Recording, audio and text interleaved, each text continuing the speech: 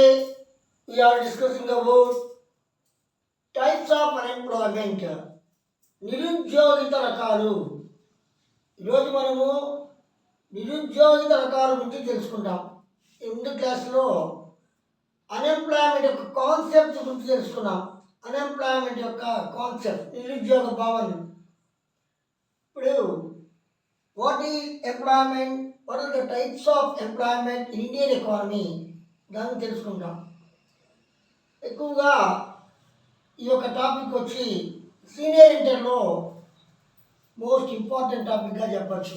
దీంట్లో ఒక 2-3 టాపిక్స్ వచ్చి 10th క్లాస్కి సంబంధించి మనకి డిఎస్సికి ఉపయోగపడతాయి. ముఖ్యంగా సీజనల్ అన్ఎంప్లాయ్మెంటు, డిస్గైజ్డ్ అన్ఎంప్లాయ్మెంటు 10th క్లాస్కి ఉపయోగపడుతుంది. అదేవిధంగా నీకు డిఎస్సి కూడా యూజ్ఫుల్గా ఉంటుంది. ఈ టోటల్ టాపిక్ ఇంటర్మీడియట్ కాబట్టి డిఎస్సి స్టూడెంట్ అసిస్టెంట్స్ వాళ్ళకు కూడా ఇది యూజ్ అవుతుంది. Introduction. The situation in which A person who is willing and able to work unable to find employment opportunity is called unemployment. Unemployment అంటే అర్థం ఏంటంటే ఎవరైతే వర్క్ చేసే ఎబిలిటీ ఉంటుందో, వర్క్ చేయాలని విల్లింగ్ ఉంటుందో వాళ్ళకి కానీ వర్క్గా లభించకపోతే దాన్ని అన్ఎంప్లాయ్మెంట్ అని చెప్పి అంటారు. ఏ వ్యక్తి అయితే పని చేయాలని కోరిక కలిగి ఉండి, పని చేయగల శక్తి కలిగి ఉండి పనిగా లభించకపోతే దాన్ని మనము ఆ యొక్క సిచ్యువేషన్ని, ఆ పరిస్థితిని నిరుద్యోగిత అని చెప్పి అంటారు. పని లభించిన వాడిని నిరుద్యోగి అని చెప్పి అంటారు. Types of unemployment: educated unemployment, industrial unemployment, seasonal unemployment, disguised unemployment, cyclical unemployment, under employment, frictional unemployment, structural unemployment.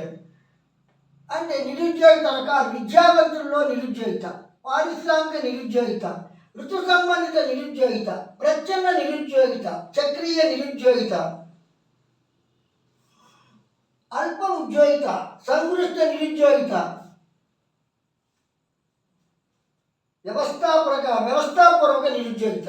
ఇవి నిరుద్యోగిత రకాలుగా చెప్పచ్చు. ఫస్ట్ మనము ఎడ్యుకేటెడ్ అన్ఎంప్లాయ్మెంట్ గురించి తెలుసుకుంటాం. విద్యావంతుల్లో నిరుద్యోగిత.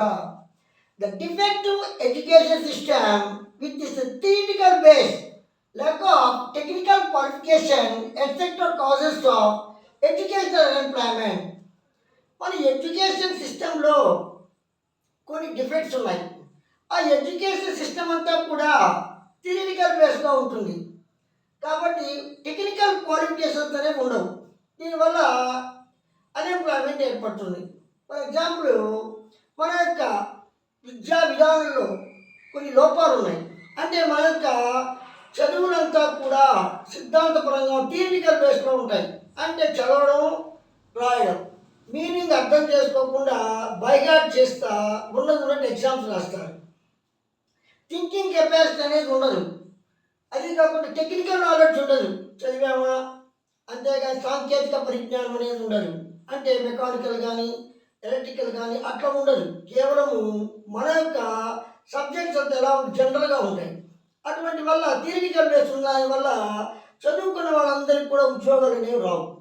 చదువుకున్న వాళ్ళకి ఉద్యోగాలు రాకపోతే దాన్ని మనము ఎడ్యుకేటెడ్ అన్ఎంప్లాయ్మెంట్ అంటాం. విద్యావంతుల్లో నిరుద్యోగిత. డిగ్రీలు చదువుతారు, 10th క్లాస్ చదువుతారు, డిగ్రీలు చదువుతారు, ఇంటర్లు చదువుతారు, బీటెక్లు చదువుతారు, అన్నీ చదువుతారు. కానీ ప్రాక్టికల్గా వాళ్ళకి నాలెడ్జ్ ఉండదు.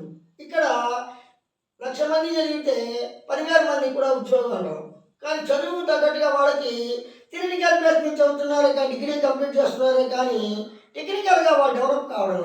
ఆ టెక్నికల్ నాలెడ్జ్ లేనందువల్ల నీకు వాళ్ళకి ఎంప్లాయ్మెంట్ అనేది లభించడం. దాన్ని ఎడ్యుకేటెడ్ అన్ఎంప్లాయ్మెంట్ అంటాం. ఇండస్ట్రియల్ అన్ఎంప్లాయ్మెంట్ అంటే పారిశ్రామిక నిరుద్యోగిత.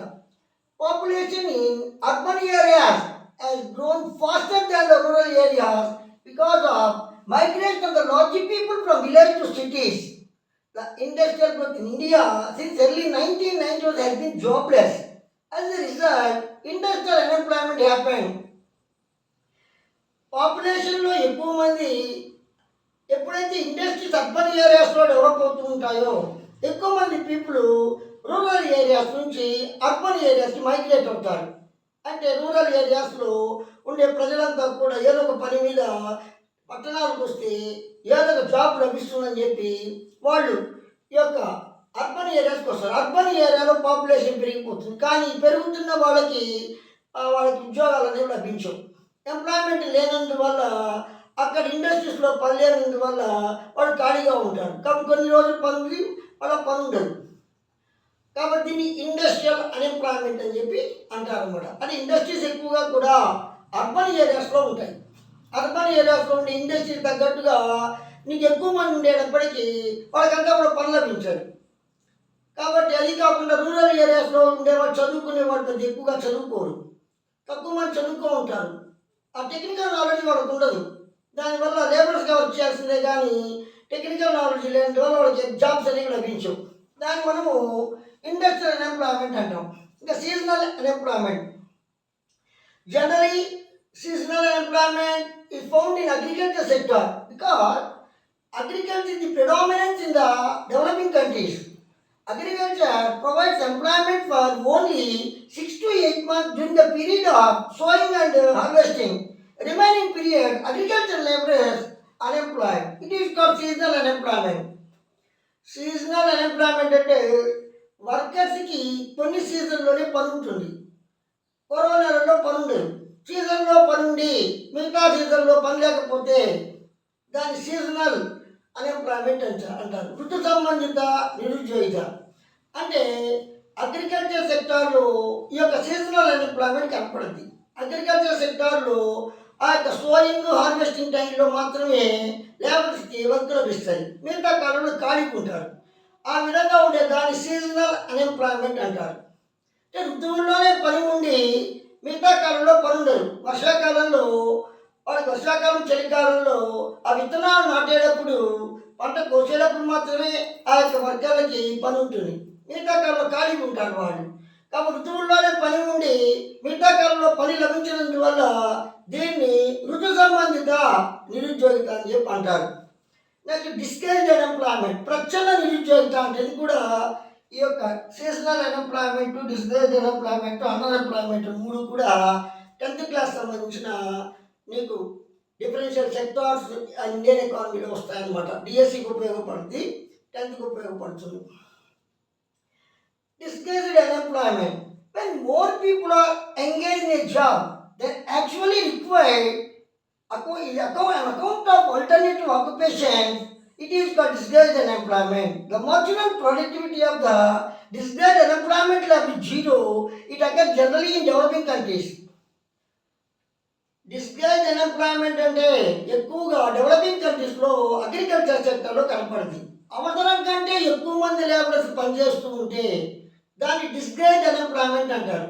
అంటే 1 acre ఆఫ్ ల్యాండ్కి నీకు 15 మంది అవసరమైతే 20 మంది పనిచేస్తుంటారు. ఇది కనపడదు మనకి. వాడు 20 మంది ఉన్నా 25 మంది ఉన్నా కనపడదు, కానీ ప్రోడక్టివిటీ ఎక్కువ రాదు.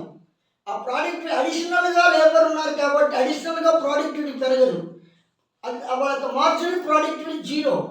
అందుకని ఈ యొక్క డిస్గైజ్డ్ అనే కనిపించని నిరుద్యోగం అంటారు. అంటే ఇక్కడ పేరుకు మాత్రమే పని చేస్తుంటారు. 15 మంది అవసరం, 20 మంది 5 మంది 7 కూడా జరగొస్తారు, ప్రోడక్టివిటీ కూడా తగ్గిపోద్ది. అందుకని అడిషనల్గా లేబర్ని అపాయింట్ చేసిన దానివల్ల అడిషనల్గా ప్రోడక్టివిటీ అనేది రాదనమాట. కాబట్టి మార్జినల్ ప్రోడక్టివిటీ ఆఫ్ లేబర్ అనేది ఇక్కడ జీరోగా ఉంటుంది. కానీ డిస్గైజ్డ్ అన్ఎంప్లాయ్మెంట్ ప్రచ్ఛన్న నిరుద్యోగిత. అవసరం కంటే ఎక్కువ మంది శ్రామికులు వ్యవసాయ రంగంలో పనిచేయడాన్ని ప్రచ్ఛన్న నిరుద్యోగిత అంటారు.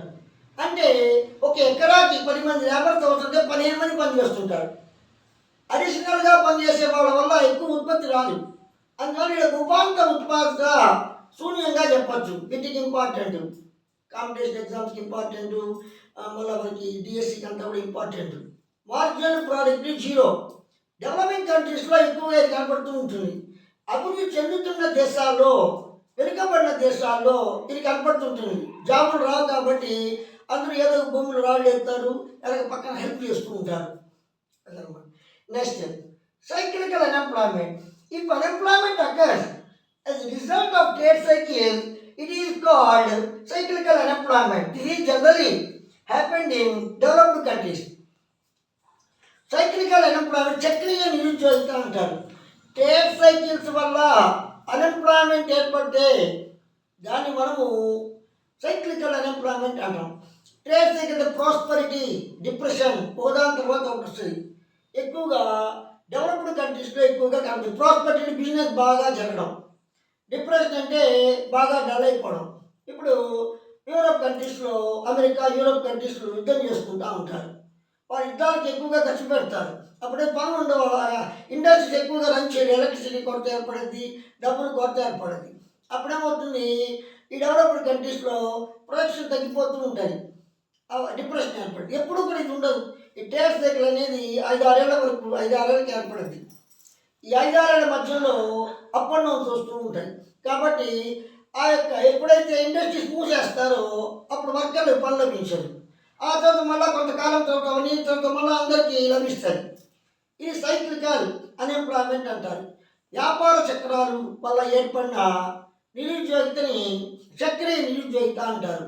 ఆర్థిక సౌభాగ్య కాలంలో అందరికి ఉద్యోగాలు బాగా వస్తాయి, అన్ని పరిశ్రమలంతా బాగా రన్ అవుతూ ఉంటాయి, అందరికి ఉద్యోగాలు ఇస్తే వాళ్ళకి ఆదాయాలు వస్తుంటాయి, అందులో ఎక్కువ మంది పనిస్తారు. ఎంతకాలం ఇప్పుడు కూడా ఆదాయాలు ఒక టైంలో ఆదాయాలు తగ్గిపోతూ ఉంటాయి ఉత్పత్తిదారులకి, వాళ్ళ యొక్క పారిశ్రామికదారులకి. అప్పుడు పారిశ్రామికవేత్తలు తగ్గించేస్తారు, ప్రొడక్షన్ కట్ చేస్తారు, లాభాలు అంతా ప్రొడక్షన్ కట్ చేస్తారు, ఉద్యోగాలు తొలగించేస్తారు.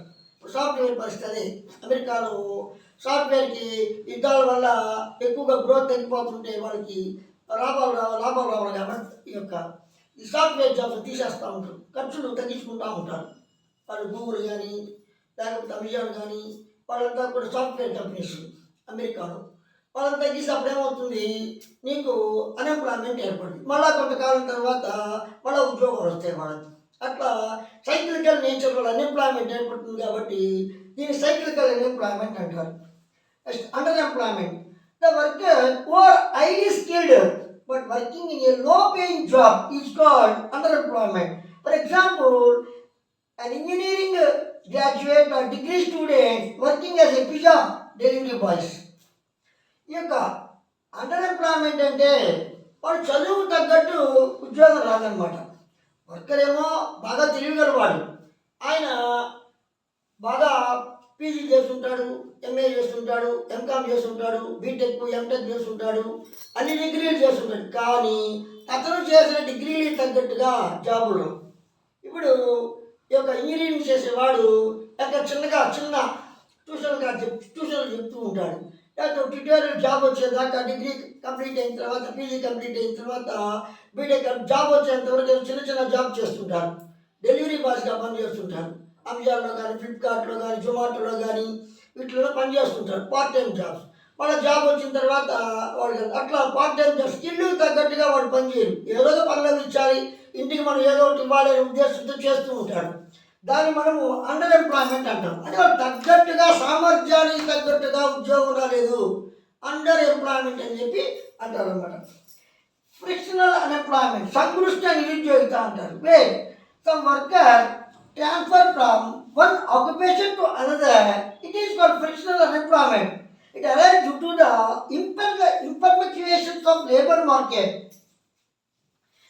ఫ్రిక్షనల్ అన్ఎంప్లాయ్మెంట్, సంకృష్ట నిరుద్యోగిత అంటారు. కొంతమంది వర్కర్లు ఒక జాబ్ నచ్చదు, కొంతమంది ఎలక్ట్రీషియన్ చేస్తుంటారు, ఎలక్ట్రానిక్స్ చదువుకుంటారు ఈ యొక్క బీటెక్లో.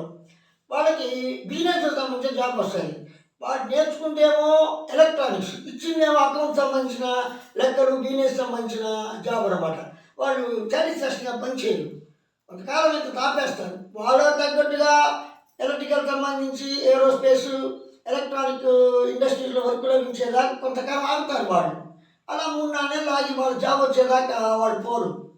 అప్పుడు దాన్ని కొంతకాలం వాళ్ళు అన్ఎంప్లాయ్మెంట్గా ఉంటారు.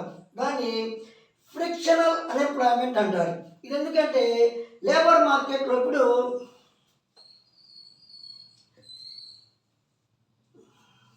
నెక్స్ట్ స్ట్రక్చరల్ అన్ఎంప్లాయ్మెంట్, నిర్మాణాత్మక నిరుద్యోగం అంటారు. స్ట్రక్చరల్ అన్ఎంప్లాయ్మెంట్ అంటే it arises because of related to the inadequacy of productive capacity to create enough job for all those who are able and willing to work. కాబట్టి ఎప్పుడు ఏర్పడుతుందంటే నిర్మాణాత్మక నిరుద్యోగం. అంటే ఎకానమీలో చేంజెస్ వస్తాయి. ఎకానమీలో చేంజెస్ వచ్చినప్పుడు ఆ యొక్క వర్కర్లు ఆ యొక్క ఇండస్ట్రీస్ కానీ వాళ్ళకి కెపాసిటీ తగ్గట్టుగా జాబ్స్ ఇవ్వలేదు. ఫర్ ఎగ్జాంపుల్ ఇప్పుడు కంప్యూటర్స్లో టాలీ అనేది పెట్టారు. ఇంతకుముందు చేతితో అకౌంట్స్ రాసేవాళ్ళు. ఎప్పుడైతే టాలీ పెట్టారో చాలామందికి వాళ్ళ కెపాసిటీ ఉన్నా కూడా 10 మంది పని కంప్యూటర్ చేస్తూ ఉంది. అప్పుడేమవుతుంది, స్ట్రక్చరల్ చేంజెస్ అంటారు దాన్ని. అదే ఇప్పుడు ఆర్టిఫిషియల్ ఇంటెలిజెన్స్ వచ్చింది కాబట్టి గొంతులు మార్చి న్యూస్ అంతా కూడా అయ్యే చెప్పేస్తాయి ఫ్యూచర్లో. అంటే ఇంకా న్యూస్ చెప్పే వాళ్ళకి డిమాండ్ తగ్గిపోద్ది. కొన్ని మెషన్స్ చేస్తూ ఉంటాయి ఆర్టిఫిషియల్ ఇంటెలిజెన్స్ వల్ల. దీనిలో కొంతమంది జాబ్స్ పోతాయి. ఎందుకు ఇలా జాబ్స్ పోయినాయి అంటే ఇప్పుడు ప్రొడక్టివ్ కెపాసిటీలో మెషన్స్ ఇంట్రడ్యూస్ చేశారు.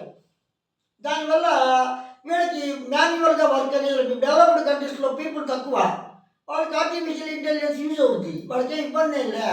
డెవలపింగ్ కంట్రీస్లో కూడా ప్రవేశపెట్టారు కంపెనీ లాభాలు వస్తాయని చాలామంది ఉద్యోగాలు పోతాయి.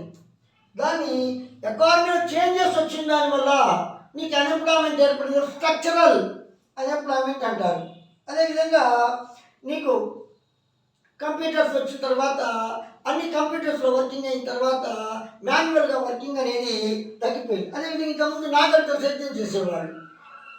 ఇప్పుడు అదే ఏదైనా కూడా వర్క్ కాలువలు చేయాలన్నా రోడ్లు వేయాలన్నా కూడా మనుషులు కావాలి, బండలు ఎత్తాలన్నా. ఇప్పుడు మెషన్స్ చేసేస్తున్నాయి. 20 మంది వర్క్ని 5 మంది మిషన్ చేసేస్తుంది. అప్పుడు 15 మంది నీకు 5 మంది అవసరం, 15 మంది అన్ఎంప్లాయ్మెంట్గా ఉంటుంది. మెషిన్ మెకనైజేషన్ వల్ల ఎకానమీలో చేంజెస్ వచ్చిన దానివల్ల ఈ అన్ఎంప్లాయ్మెంట్ అనేది ఏర్పడుతుంది. ఈ స్టూడెంట్స్, ఈ వ్యూయర్స్, మీకు నేను చెప్పిన కంటెంట్ కానీ నచ్చితే షేర్ చేయండి, సబ్స్క్రైబ్ చేయండి, లైక్ చేయండి, బెల్ ఐకాన్ ద్వారా సబ్స్క్రైబ్ చేసుకోండి. దీనివల్ల నా వీడియోస్ అంతా కూడా మీకు వస్తాయి. నా యొక్క ఛానల్కి సపోర్ట్ చేసినట్టు కూడా ఉంటుంది.